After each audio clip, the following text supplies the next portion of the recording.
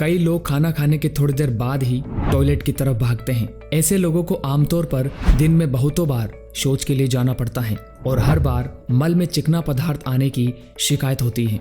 उन्हें फ्रेश होने के बाद भी ऐसा लगता है कि मल अंदर रह गया है। अगर ऐसा कभी कभार होता है तो ये कोई परेशानी नहीं है, मगर यदि ये रोज और दिन में एक से अधिक बार की समस्या है तो आपको सावधान हो जाना चाहिए।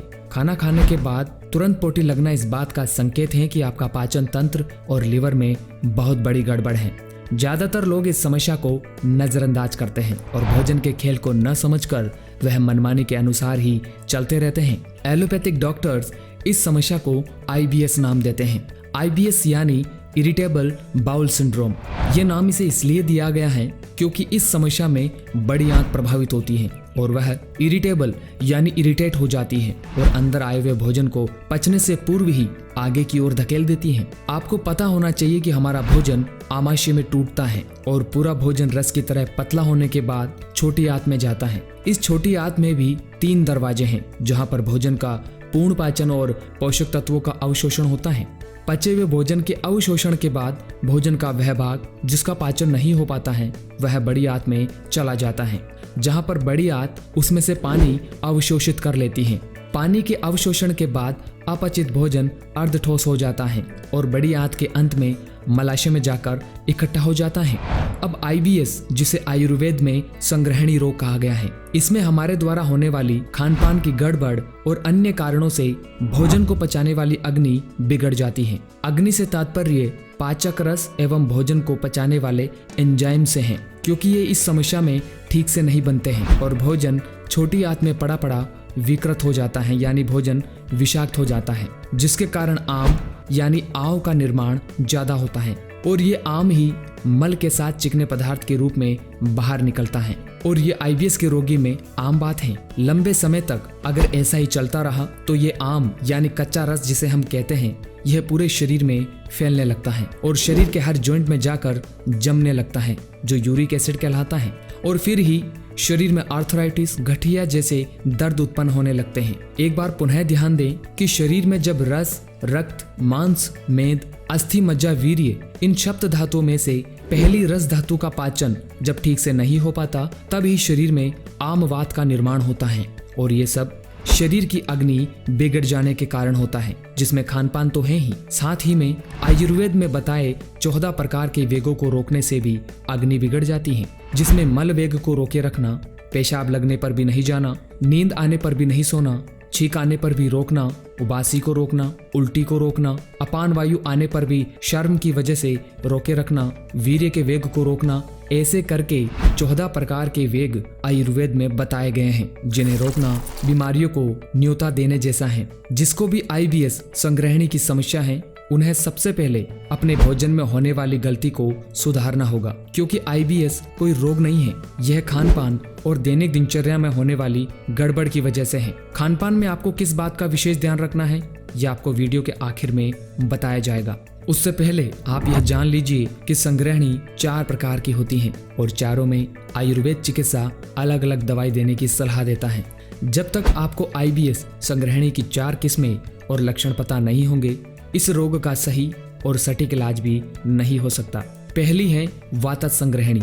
इसमें व्यक्ति का भोजन पूरी तरह से नहीं पच पाता, गला सूख जाता है, भूख और प्यास अधिक लगती है, कान, पसली, जांघ, पेड़ू आदि में दर्द रहता है, रोगी के मुंह का स्वाद बिगड़ जाता है, मिठाई खाने की अधिक इच्छा होती है तथा बार बार दस्त लगता रहता है। यह ज्यादातर उन लोगों को होती है जो व्यक्ति बादी वाली चीजें अधिक सेवन करता है। बादी से तात्पर्य ऐसी चीजों से है जिनके सेवन से शरीर में गैस बनती है।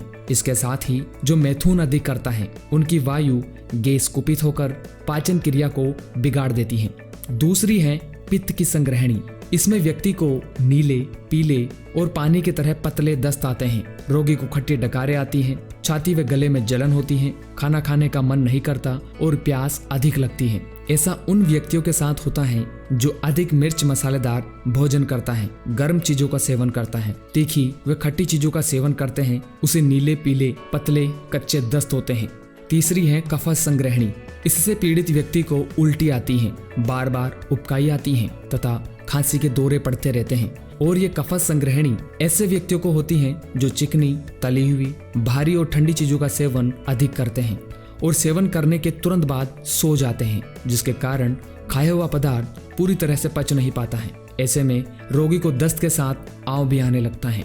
चौथी और आखिरी बस्ती है सन्निपातज संग्रहणी। इस संग्रहणी में पहले के तीनों लक्षण पाए जाते हैं। सन्निपातज संग्रहणी में सभी लक्षण दिखाई देते हैं। मल जागदार और शरीर कमजोर हो जाता है। जीभ, तालू, होठ और गाल लाल हो जाता है। इस रोग में भोजन के अनुपात में मल अधिक आता है। भोजन करने के तुरंत बाद ही तेज दस्त लग जाता है, खून की कमी हो जाती है, पेट में गड़गड़ाहट होती है, मुंह में छाले हो जाते हैं और कमर दर्द भी होता है। इन चारों तरह की संग्रहणी में सबसे कॉमन बात जो ध्यान में रखनी है वो यह है कि मिर्च मसालेदार, चटपटी, खट्टी, कड़वी तथा सख्त चीजें बिल्कुल न खाए। साथ ही मैदे या बेसन से बनी चीजें या ऐसे पदार्थ जिनमें पानी की मात्रा न हो, जैसे बिस्किट, नमकीन, चिप्स, टोस्ट, इन सबको दूर से ही प्रणाम करें और भोजन में ऐसी चीजों को शामिल करें जिससे बिगड़ी हुई अग्नि पुनः ठीक हो जाए। उसके लिए आप सवेरे सवेरे फ्रेश होने के बाद पपीता, अमरूद या पके बेल का गुदा, शरीफा, केला, संतरा और नींबू का रस लें। सब्जियों में तरोई, लौकी, परवल, मेथी, पालक, गाजर आदि का सेवन अधिक मात्रा में करें। भोजन करने के 30 मिनट पहले सलाद का सेवन रोज करें। सलाद में टमाटर का प्रयोग अगर आप करते हैं तो उसका छिलका और उसके बीज निकाल कर ही उसे खाएं। अब कुछ प्रयोग आपको बताए जा रहे हैं जिनकी मदद से आप संग्रहणी IBS की समस्या से जल्द ही छुटकारा पाएंगे। दोस्तों, लॉकडाउन का समय चल रहा है, इसलिए आपको अभी ऐसे प्रयोग ही बताए जा रहे हैं जिनको आप आसानी से घर पर कर सकें।